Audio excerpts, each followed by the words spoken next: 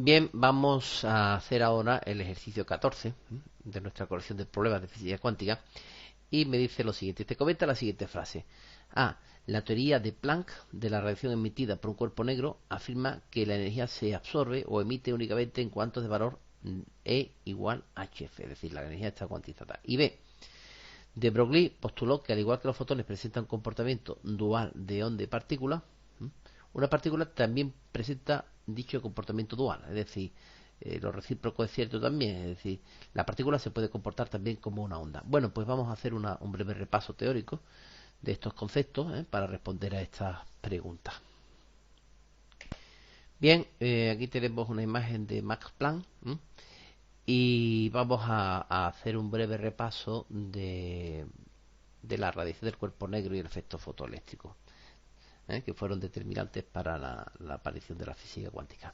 Vamos a centrarnos en la radiación térmica, la radiación del cuerpo negro, que fue la que llevó a Planck a hacer su hipótesis. Bien, los cuerpos calientes absorben y después emiten energía, energía radiante en forma de onda electromagnética de toda la frecuencia.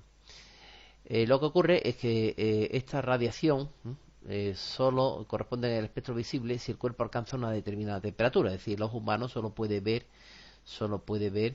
pues un determinado margen de frecuencia, desde el rojo hasta el violeta. No podemos ver por debajo del infrarrojo ni siquiera el ultravioleta, ni por encima del violeta, el ultravioleta tampoco. Entonces todo lo que está fuera de ese rango visible, que viene aquí determinado, el espectro visible, pues nosotros no lo podemos ver. Entonces nosotros, o se conocía estas gráficas, donde se representa el valor de la energía de un cuerpo negro en función de la longitud de onda lambda, ¿vale? Y de la temperatura como parámetro. Bien, como estaba diciendo, estas frecuencias solo corresponden al espectro visible si el cuerpo alcanza una cierta temperatura, como es el caso del carbón rojo, o el filamento de la bombilla. Cuando alcanza una determinada temperatura, nosotros empezamos a verlo. Primero vemos que se pone un color colorado, incluso reflejando el rojo vivo. La expresión está el rojo vivo. Y si sigue aumentando la temperatura, pues va cambiando a amarillo, azul, etcétera. Bueno, las gráficas intensidad, frecuencia para determinadas temperaturas se denominan curvas de radiación, que son las que tenemos aquí. Bien, para poder determinar estas curvas se experimentan con cuerpos que absorben primero y emiten después prácticamente toda la energía que les llega. A estos cuerpos que lo absorben todo y después lo emiten todo prácticamente es a lo que en física se conoce como cuerpos negros. Bien, por cuerpo negro se entiende aquel que tiene el máximo poder emisor y el máximo poder absorbente. La energía radiante emitida por un cuerpo negro, en general por cualquier cuerpo, lo vamos a centrar en los cuerpos negros, es de muy diferentes longitudes de onda. Y si nosotros la analizamos, si se analiza la energía emitida a diferentes temperaturas, se tiene una gráfica como la de la figura.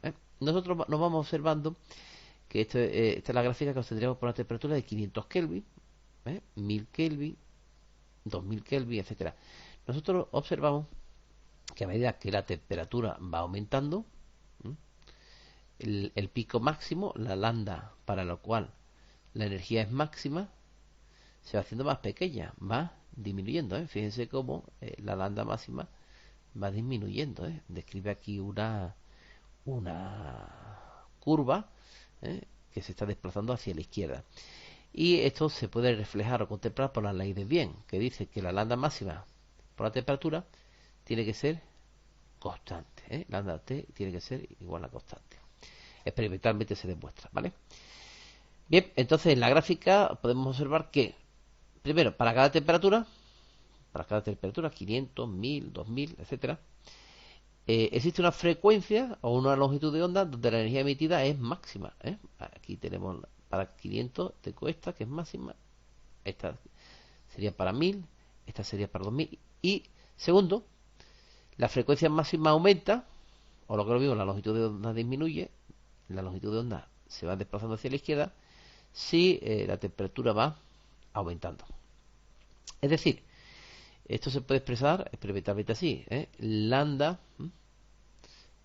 o sea, que la temperatura es proporcional a la frecuencia, o lo que es lo mismo también, que la temperatura y la frecuencia perdón, la longitud de onda son inversamente proporcionales. Esto viene aquí, ¿eh? Si la lambda aumenta, la temperatura tiene que disminuir para que permanezca constante. Y al revés, si la temperatura aumenta, la lambda tiene que disminuir para que tengamos temperatura constante. O sea, para que el producto, perdón, sea una constante.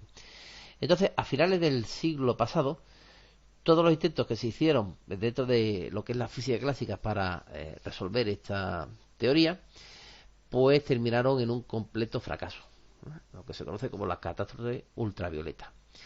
Y esto llevó al físico alemán Max Planck a intentar resolver el problema con un método de ensayo-error donde tuvo éxitos y fracasos parciales y experimentalmente decimos, y con un método de prueba y error, encontró una expresión matemática que interpretaba satisfactoriamente las observaciones experimentales. ¿De acuerdo? Meses más tarde presentaría sus resultados ante el Congreso de la Sociedad de Física Alemana y, y el tema, lo importante es que algunos, con una justificación teórica, pero con argumentos que estaban en contra con los principios de la física clásica. Bien, entonces los nuevos conceptos para la explicación de los fenómenos mencionados, tanto el de la catástrofe ultravioleta, como hemos visto, la ley de Bien, para las curvas de radiación, como el de efectos fotoeléctricos, que de momento no lo vamos a tratar aquí, pero que el alumno ya conoce, llegó a Max Planck a establecer su hipótesis, la hipótesis de Planck, es decir, cuantización de la energía. Bueno, pues la hipótesis dice lo siguiente, dice, cuando un cuerpo caliente emite energía en forma de radiación, es porque los electrones de su átomo se encuentran excitados. Y el comportamiento sería similar al comportamiento de los osciladores armónicos, un muelle que responde a una determinada excitación, un oscilador armónico. Estos electrones, al volver a su estado normal, emiten la radiación. Con esto se podrían explicar los problemas de absorción y de emisión. Bueno, pues según la física clásica, la cantidad de energía que emiten los electrones puede ser cualquiera y variar de forma continua. Cualquiera, no hay limitación, puede alcanzar cualquier valor. Sin embargo, Planck postuló que esto no ocurría así, sino que los electrones al vibrar emiten energía, pero no de forma continua, sino por paquetes o cuantos. Es decir, la energía que pueden absorber o emitir, concretamente emitir, porque él se centró en el estudio de la emisión, está cuantizada por paquete, no puede ser cualquier valor, hay un paquete mínimo que es HF y esa energía tiene que estar cuantizada. Entonces la energía emitida por los electrones está cuantificada y solo se admite cantidades que son múltiplos de un mínimo de energía o cuanto HF. Cualquier energía sería emitida en un múltiplo entero de esta cantidad. Entonces, siendo H la constante de Planck, cuyo valor es 6,63 por 10 elevado a menos 34 julios por segundo. Es decir, que la energía está cuantizada, cualquier emisión sería E igual a NHF, donde el paquete mínimo es HF o cuanto. ¿Vale? Bueno, con esto se puede explicar tanto la catástrofe ultravioleta como el efecto fotoeléctrico que hemos visto en teoría. Bien, pasamos ahora a ver el apartado B de la pregunta teórica. Recordemos que el apartado B nos decía que de Broglie postuló que al igual que los fotones presentan un comportamiento dual de onda y partícula, una partícula también presentaría dicho comportamiento dual. Es decir, si haciendo un estudio del paralelismo que existe en la naturaleza nos damos cuenta de que los fotones se comportan como se pueden comportar, o como la reacción electromagnética se puede comportar como partículas, pues la pregunta sería, ¿por qué no las partículas se pueden comportar también como ondas? Que eso ese es el resultado en esencia de Broglie, la filosofía de extender este resultado también a las partículas. Bueno, pues vamos a ver un poco de teoría de lo que el enunciado de Broglie, el enunciado de Broglie. Bien, aquí lo tenemos. Aquí lo tenemos. Hipótesis de de Broglie, aspectos ondulatorios de la materia. Bueno, hemos visto que la radiación electromagnética, que inicialmente se estimaba solo en la física clásica de carácter ondulatorio, puede escribirse en forma corpuscular, como fotones. Un fotón de frecuencia F tiene un momento lineal. Tenemos E igual a mc cuadrado y E igual a hf. Y de aquí obtenemos que P es igual a h partido por c, o bien P igual a h partido por lambda. Bien. Pues como hemos dicho, previendo intuitivamente la simetría de la naturaleza, Louis de Broglie formuló en 1924 la hipótesis de que las partículas materiales, por ejemplo un electrón, tiene también características de onda. Sería una onda de materia. Es decir, tiene una longitud de onda asociada llamada de De Broglie. Y esta vale lambda igual a h partido por p, o h partido por m. Bien, bueno, esta longitud de onda lambda se puede aplicar al estudio de nuestras partículas, y aparecen problemas cuando tenemos velocidades próximas a las de la luz, porque entonces la masa no sería la masa en reposo, sino que tenemos que tener efectos relativistas, m igual a m sub 0, partido a la raíz cuadrada de 1 menos v cuadrado partido c cuadrado, donde m sub 0 es la masa en reposo. Si la velocidad tiende a la de la luz, si la velocidad es pequeñita, esto prácticamente va a valer 0 y m va a ser prácticamente igual a v sub 0. Pero si la velocidad es próxima a la de la luz, pues esto va a tender a 0, con lo cual todo esto va a tender a infinito. Bien, pero esto es para factores cuando hay que tener en cuenta, en fin, efectos cuánticos relativistas. En otros casos no tendremos por qué ni siquiera considerarlo. Bueno, una aplicación práctica del carácter ondulatorio de los electrones es el microscopio electrónico.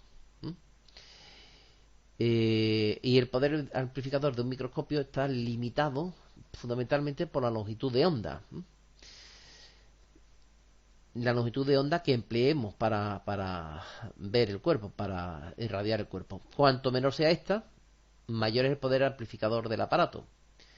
Como la longitud de onda de los rayos electrónicos es 100.000 veces menor que la longitud visible, pues tendremos unos valores de amplificación de unos 300.000 aumentos, ¿no?, frente a los 3.000 aumentos de microscopio corriente. Bueno, y centrándonos más ya en la hipótesis de Broglie, diremos que la confirmación experimental de la hipótesis de Broglie, es decir, de que las partículas se pueden comportar, no tienen un carácter ondulatorio, pues lo mismo que el efecto fotoeléctrico y la catástrofe ultravioleta en las radiaciones, las curvas de radiación, quedaba de manifiesto y aportaban la base para la teoría de Planck y de Einstein. El comportamiento de las partículas requiere que éstas se manifiesten con fenómenos característicos de las ondas. Por ejemplo, los electrones, cuando se hace incidir un chorro de electrones, si son como partículas, jamás en la vida podría tener comportamiento de difracción. Por decirlo de otra manera, la difracción es un fenómeno único y exclusivo de las ondas. Bueno, pues se observó de forma además independiente por Davison Hermer y por Thomson en Gran Bretaña, que haciendo incidir una radiación de electrones, pudieron producir patrones de difracción, disparando un haz de electrones sobre una placa de níquel a gran temperatura. Esta difracción, como hemos dicho, solo puede atribuirse al comportamiento ondulatorio. Por tanto, se demostró de una manera experimental, como no puede ser de otra forma, la validez del principio de Broglie. Y como hemos dicho, los experimentos que apoyaban, fue el primero de ellos y más importante fue patrones de difracción en chorro de electrones lanzados contra una placa de níquel calentada. Bueno, una vez conocido en las hipótesis de Planck y de Einstein y también la de Broglie, pues aparece un concepto que es claro, que es la dualidad onda-corpúsculo, lo que es la superación de la dicotomía partícula-onda. Entonces parece que nos encontramos ante un dilema. Unos experimentos indican que la luz se comporta como onda y otro experimento indica que se comporta como un chorro de partículas. Aquí está la cuestión. Entonces, ¿la luz qué es? ¿Una onda o es una partícula? Porque unos experimentos me parecen apuntar a que son ondas y otros experimentos me parecen apuntar a que tiene propiedades de corpusculares. Bueno, pues estas dos teorías parecen ser incompatibles, pero ambas han demostrado su validez. Los físicos han llegado a la conclusión de que esta dualidad de la luz debe aceptarse como un hecho real. A esto se le da el nombre de dualidad onda-corpúsculo. Y para aclarar esta situación, el físico Niels Bohr propuso su principio de complementariedad. ¿Qué viene a decir? Que cuando yo estudio los fenómenos corpusculares, pues tengo que darle un enfoque solo desde el único punto de vista corpuscular. O bien, si estudio fenómenos ondulatorios, me tengo que centrar en los fenómenos ondulatorios. Que estos aspectos son complementarios, pero que no puedo aplicar los dos principios o los dos enfoques simultáneamente. Es decir, no se puede visualizar esta dualidad. No podemos imaginar una combinación de onda y corpúsculo. En realidad debemos entender que se trata de dos aspectos diferentes que presenta la luz. La luz se comporta como una onda en procesos que implican propagación, mientras que se comporta como un corpúsculo. Pero no podemos intentar aplicar los dos enfoques, tanto de ondulatorio como corpuscular, simultáneamente. ¿De acuerdo? Son aspectos que se complementan, pero tenemos que... Es algo así como explicamos al principio del tema con el cilindro sobre el que se le hace incidir la luz. Si le enfoco, si el cilindro le hago incidir la luz por una parte, la sombra me hará parecer que el cilindro es un rectángulo, y si lo enfoco por la parte de la base, me hará parecer que lo que estoy enfocando es una esfera, pero no puedo enfocar simultáneamente por los dos sitios.